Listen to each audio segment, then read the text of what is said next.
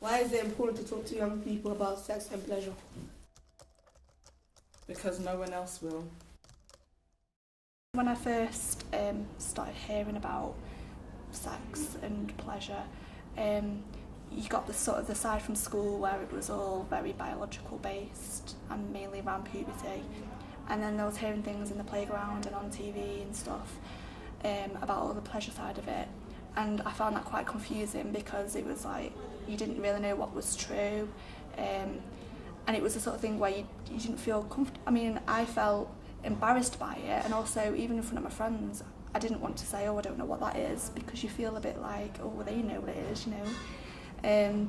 So ultimately, like, I ended up going online and things and reading around it and stuff and educated myself, really, I guess. And I probably did read things which weren't very accurate. So I think it is important that students and school children like have a place to go that they can find good information about all this sort of thing.